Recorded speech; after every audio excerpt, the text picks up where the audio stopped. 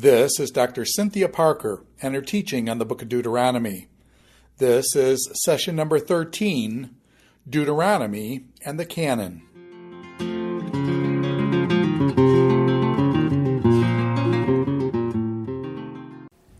We have finished the book of Deuteronomy except for the last final chapters that are going to be kind of our end notes in the last little bit of what's happening. Since we just previously discussed the end of the law code and these covenant ratification ceremonies and these events that the Israelites are going to participate in once they step over into the land, this is a good natural place for us to pause just for a moment and think about what we've learned through the book of Deuteronomy. So Deuteronomy has been giving us many different themes. Of course, one of the significant ones is that God is in relationship with his people, and there is a covenant between them.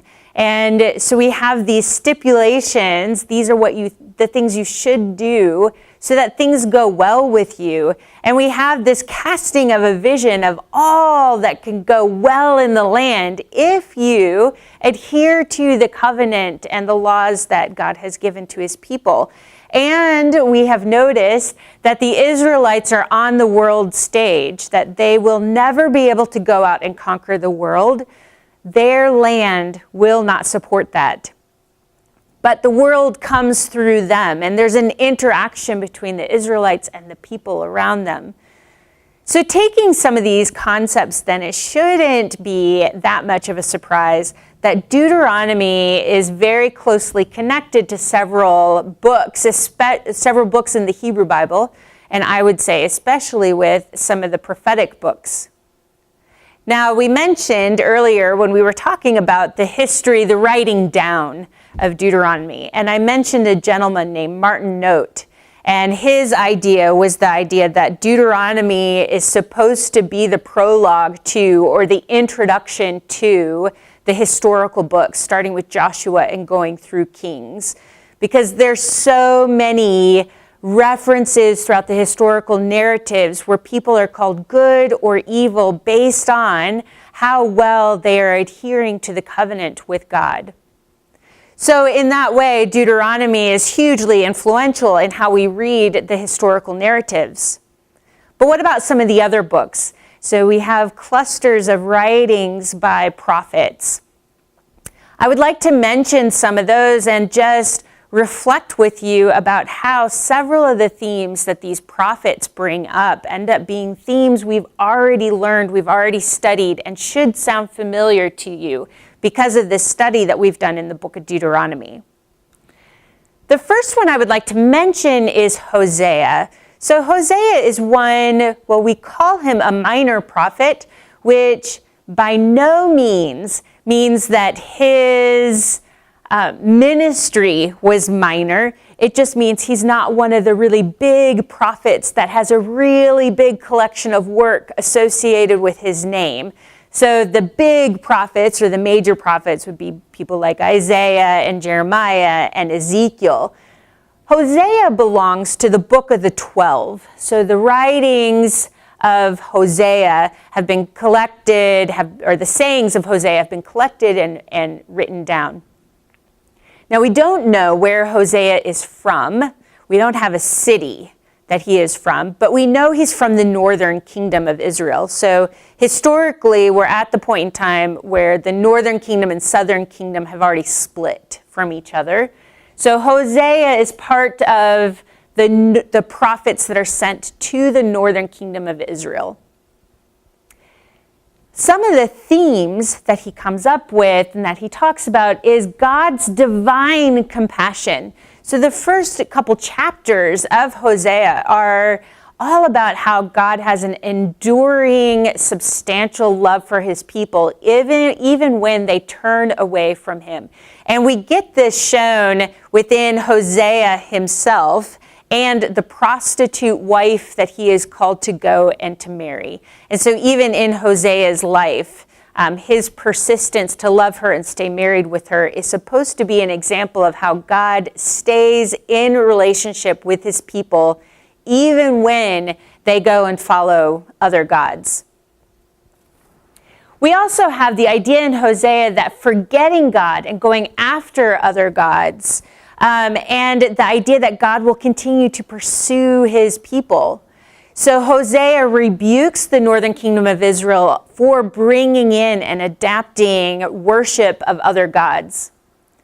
Hosea is very quick to rebuke the northern kingdom for having a multitude of sanctuaries built to other gods and a multitude of altars for other gods. There's also the idea that there's problems from mixing with people. So these are all things that Deuteronomy has dealt with as well. The idea that there is only one God and God alone, that the people should have one altar at the chosen place, that there shouldn't be a mixing with other people groups lest their hearts or the hearts of the Israelites be turned away. Hosea also talks and it hammers this point in that there is no other God except Yahweh. Hesed is what is desired. So Hesed is that Hebrew word that has to do with covenantal love. Even more expansive, it's loving kindness. It's the inconvenient kind of love. It's the type of love that in the 10 Commandments, it says God has a Hesed love for his people. That enduring love, inconvenient love. And in the book of Hosea, we have the only thing that God desires is for Hesed love in return. That sounds familiar because in the book of Deuteronomy, we have this repetition over and over and over that what is it that God wants from his people? To love him and to follow his commandments. So it has the Hesed type of love that is communicated there. We also have, along with this divine compassion that we see at the very beginning of Hosea in the form of a husband and wife relationship, the latter chapters of Hosea talk about the love that God gives to his son. So again, we have Israel that shows up as the Son of God. And the example of love that God has is like a father to his son. Well, this also is very similar to Deuteronomy, even from the very opening chapters of Deuteronomy, where when Moses is talking about rehearsing the history of their story, he says, even in the wilderness, God was the father who picked up and carried his son through the wilderness. So this idea that the relationship and love between God and his people is like a father-son relationship shows up in Hosea. And we have reflections of the Song of Moses or echoes of the Song of Moses, which we have not yet covered, but we will in the next lecture. But the Song of Moses and Hosea, there's actually very close similarities there. We're going to talk about Amos next, but before we leave off with Hosea, I just want to mention there are so many things that are similar between Hosea and the book of Deuteronomy. In Amos as well. Amos is roughly the same time period as Hosea.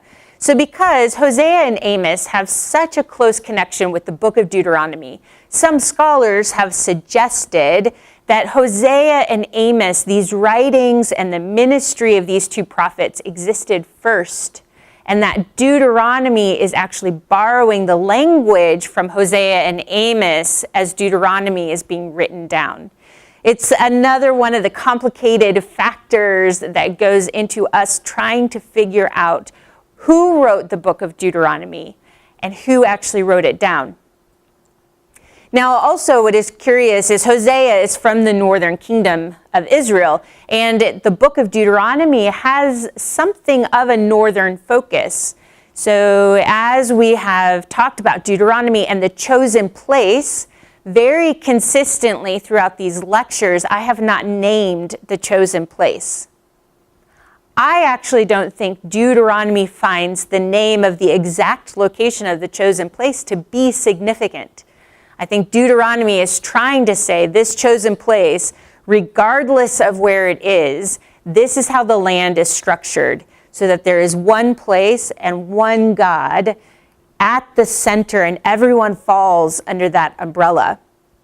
But many scholars, and if you read commentaries in the book of Deuteronomy, they will say the chosen place, obviously, is Jerusalem, because the temple ends up being built in Jerusalem. And so often in commentaries, instead of using the phrase chosen place, they will actually use the word Jerusalem. Well, I'm not convinced of that argument. That and the fact that when Deuteronomy is talking about going into the land and ratifying the covenant, the ideas that we just talked about in the previous lecture and we talked about in the lecture related to Deuteronomy chapter 11, that covenant is made up north. Ebal and Gerizim are in the northern kingdom of Israel's territory. There's actually quite a bit of emphasis that is put on the northern portion of the land. And so for those who say that Deuteronomy wasn't written down until the time of Josiah as king, are failing to recognize that there's a huge emphasis put on the northern part of the land. Because by the time of Josiah, that northern part of the land had already been taken into exile by Assyria. Now, potentially, and this is a very common argument, that maybe those who wrote the book of Deuteronomy, or actually finalized the words and wrote it down, were originally northern kingdom of Israel priests and Levites, or a scribal collection of people who then migrate down to Jerusalem, and so then start writing down all the different laws that influence Josiah's reform. So these are all possibilities. But again, to focus on the north and to talk about how influential the north is, and Deuteronomy does not ignore the northern territories of the land, we have Hosea, who is from the north, working in the northern kingdom of Israel, and this very close connection with the book of Deuteronomy. So either Hosea's writings come first and greatly influence the writing down of Deuteronomy, or Deuteronomy is already in existence. It has already been codified. And some will argue during the United Monarchy or in the early parts of the kingdom when all of the Israelites were still considered one.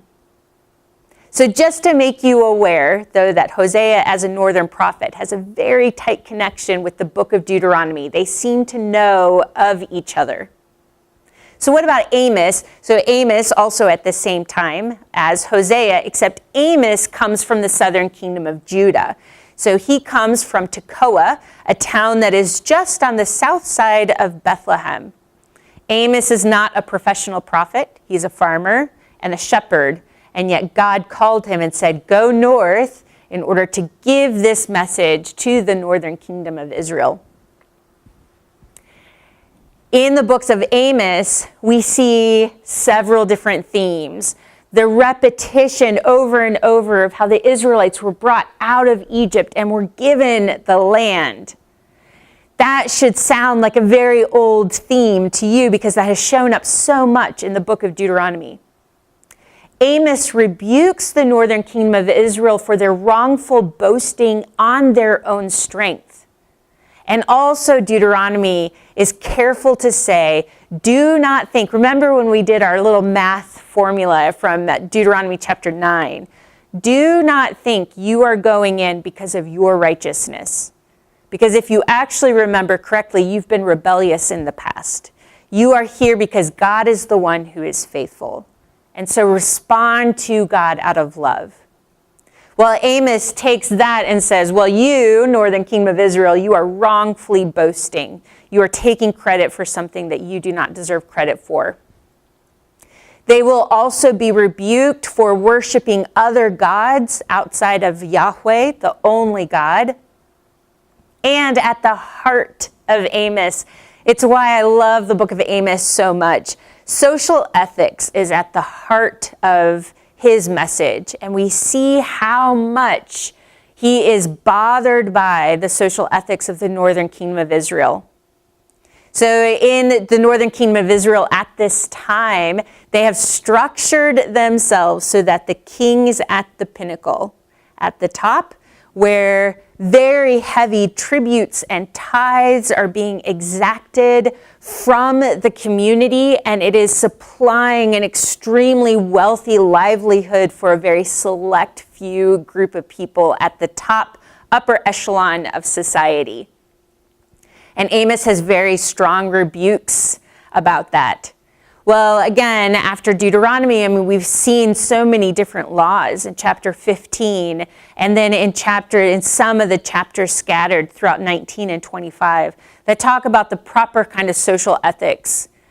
Not everyone has to be of the same wealth, but you do have to be mindful of the people on the perimeter of society. And Amos rebukes the people for not adhering to that. And Amos also is going to repeat this idea. It is righteousness and righteousness we are pursuing. Right? We heard that in Deuteronomy chapter 16. Amos also is going to repeat that trilogy, the R words that we just talked about in our last lecture of Deuteronomy. Repent, return, and restoration is possible. And so Amos ends on a positive note. There is restoration that is possible, and it means turning away from the things that you are doing incorrectly to remember your one true God who brought you out of Egypt. Okay, well, not only Amos, but Micah. So Micah is also considered one of the minor prophets. Micah is from the Judean foothills. He's from the area of the Shephelah, the lowland that is to the west of Jerusalem. His message is primarily to the rulers of Jerusalem. So his focus is on the southern kingdom. One of his big messages is that the leaders are preying on the helplessness of the poor. We also have ideas of idolatry and images that have been problematic even within Jerusalem. So even outside the temple in Jerusalem, even within the community in Jerusalem, there are problems going on with idol worship. Well, we have also seen in the book of Deuteronomy not only a strong prohibition against other gods, but the idea that leadership, right? When we talked about leaders being of the people and among the people, being columns, strong pillars of examples of how all the people are supposed to act before God. It is not a system of leadership that is built with one king at the very top. In fact, Deuteronomy somewhat diminishes the role of the king and puts him among his brothers. So we start to see that theme in Micah. Now, Isaiah also. So Micah and Isaiah are contemporaries. So if we look at Isaiah, who is also talking to the southern kingdom of Judah and writing primarily to Jerusalem, we see again familiar themes. Yahweh is the one and only God, and the people are rebuked for not following God. Isaiah says that there are flagrant violations of the covenantal law and rebukes the people because they are using mediums and false prophets and soothsayers and future fortune tellers. And all of that has been forbidden to the Israelite people. He also condemns injustice and oppressive law. Isaiah, and I don't think I have this up here either, but Isaiah also encourages the people. It's not ritual sacrifice that God is looking for. It is the actions that demonstrate the heart of the people. We've seen this in Deuteronomy, where Deuteronomy is always telling people to remember not the law, but remember who God is, and then to respond to that memory in a way that loves and adores God. So the call to action is one of action of imitating God, not the nations around them. In Isaiah, we also get the idea that Zion or Jerusalem actually looks more like Sodom and Gomorrah. So we saw that warning in the last chapter of Deuteronomy that we looked at in 29 and 30, the idea that the land of Israel, one of the curses is that it will turn into brimstone and salt, the land. And it is reminiscent of Sodom and Gomorrah. And how part of that connotation is the oppressiveness of the people in those cities. Jeremiah is saying you don't get off the hook because Jerusalem is looking like Sodom and Gomorrah. So he's using the same referent point there. Isaiah is also going to look forward towards a better day, which is, again, that hopefulness for restoration, which we see at the end of the book of Deuteronomy. And again, the Song of Moses, which will be in the next lecture, is also almost word for word in Isaiah. Now, another one of the great prophets is Jeremiah. And by the time of Jeremiah and the writing down of the sayings and the actions and the sermons of Jeremiah, it seems, at least by this time, Deuteronomy seems to have been written down or codified. Jeremiah seems to know of the book of Deuteronomy, and so again, we find several different reflections back and forth on this book. Jeremiah 7 is a great chapter that talks about how the covenant truly is conditional. So God might have a covenantal love, hesed, for his people. He is very persistent, except that this covenant that they've agreed to come with the people required to act in kind, to respond to God in a particular way. In Jeremiah 7, we find the residents of Jerusalem were just counting on the fact that the temple is in Jerusalem, and so therefore the Babylonians won't kill them, because God won't allow his house to be destroyed. And Jeremiah says, God doesn't care about his house nearly as much as he cares about your heart. And so if you're going out and you are breaking all of these commandments on one day, and at the end of the day going to the temple and saying, oh, but God is here, that's not enough to save you. Jeremiah repeats quite often the idea that what God wants is for the people's hearts to be circumcised, that there's an internal marking of the covenant and softness of heart. Jeremiah also talks quite a bit about Sabbath rest. In fact, Jeremiah says that part of the exile of the people into Babylon is due to the fact that the people have not been observing rest. And the land itself, which turns into a character in the book of Jeremiah, the land is alive and vibrant, but that land has not enjoyed its Sabbath rest. And so the people will be taken out into exile. Jeremiah also warns the people about taking advantage of the poor. Jeremiah also compares Jerusalem to Sodom and Gomorrah. And Jeremiah uses the phrase, the land of milk and honey.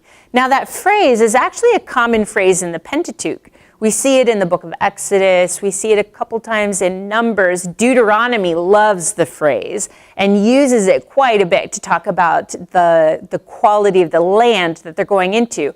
We no longer see the phrase through the historical narratives. It's not used. It goes out of fashion of sorts. There's a different phrase that is used as a shorthand phrase for the land prospering and doing well. But Jeremiah restores that and borrows that back, and again uses the term the land filled with milk and honey, or the land bursting forth or oozing with milk and honey. And Jeremiah 2 also has connections with the Song of Moses. Now, we could go all the way through the Songs, we could go through Proverbs, and we could talk about those connections as well. So there are very similar themes that show up. One, if we were to look through the book of Proverbs, Proverbs is a teaching that is handed down from one generation to another. Where does your wisdom come from? These are the wise sayings in how to act and not act, which is very similar to the law code in Deuteronomy, and is also quite similar. Deuteronomy in chapter 6 and 11 are very specific to say parents should teach their children that it is individual responsibility to pass down and hand down these significant teachings Deuteronomy chapter 4 says, it is these teachings that are your wisdom. And so within Proverbs, we have not only an emphasis on teaching children, but the recognition that these statutes and these commandments are your wisdom and lead to a fulfilled human existence. Proverbs also talks about the discipline of children, or the idea of discipline as a self-modification of holding yourself back, of reining in your desires. And Deuteronomy does the same. Deuteronomy talks about it as a father disciplines his child, as God the Father is disciplining or training up his child, the son of Israel. Proverbs talks about it within the form of human relationships between parents and children. New Testament also goes back to Deuteronomy quite a bit. And this I mentioned even from the very beginning, because I said one of the reasons we should be studying Deuteronomy is because it is one of the 4 most quoted Old Testament books in the New Testament. And some of these I have mentioned already as we have gone through various lectures in Deuteronomy. All of the Gospels uphold every single one of the 10 Commandments. There are teachings about Sabbath. There are teachings about honoring God and only God. There are teachings about honoring parents, about not coveting. So the Gospels as a whole are upholding the 10 Commandments, which were in Deuteronomy chapter 5. We did talk about Jesus and his 40 days in the wilderness. And how I love to think of Jesus as dwelling on and recounting and embodying and thinking about the words of Deuteronomy. Because when he is tempted, his responses all come out of the book of Deuteronomy. He is one like Moses, and this idea of the Sermon on the Mount from the Gospel of Matthew is also something I mentioned in a previous lecture.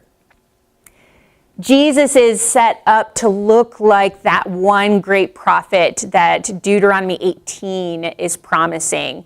And like Moses was a very influential figure for the Israelites, Jesus is set up as one who is like Moses, who is the one who is the intermediary between God and the people, who is the one who can come and actually explain to the people the hearts and the desires of God.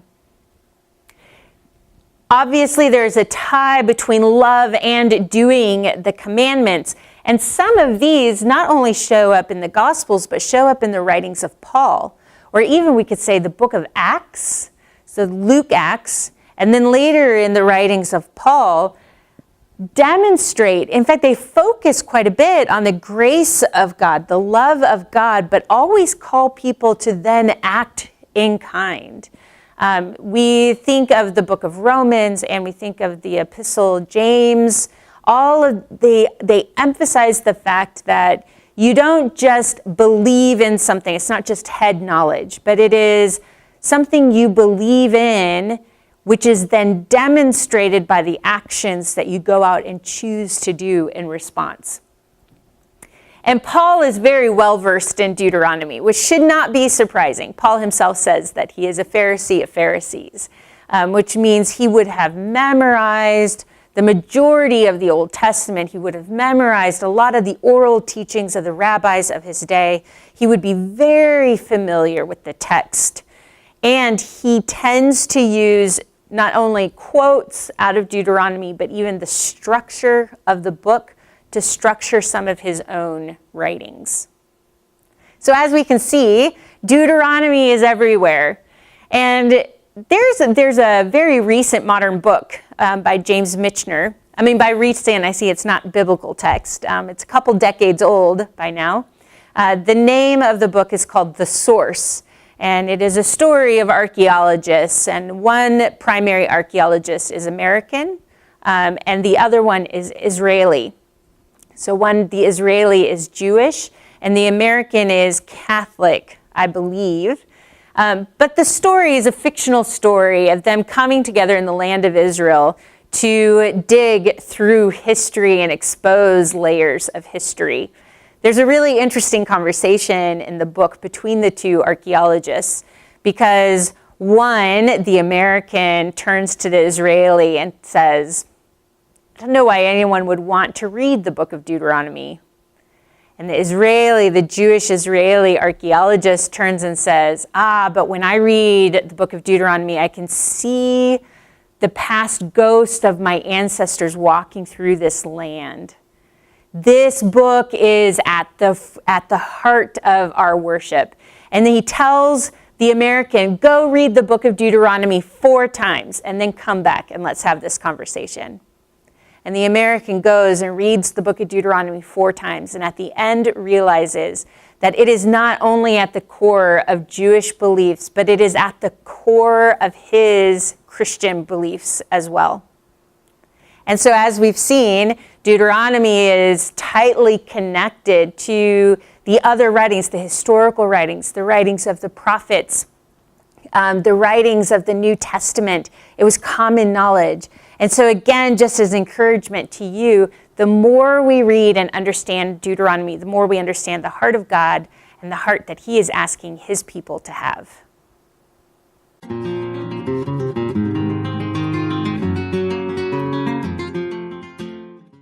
This is Dr. Cynthia Parker and her teaching on the book of Deuteronomy.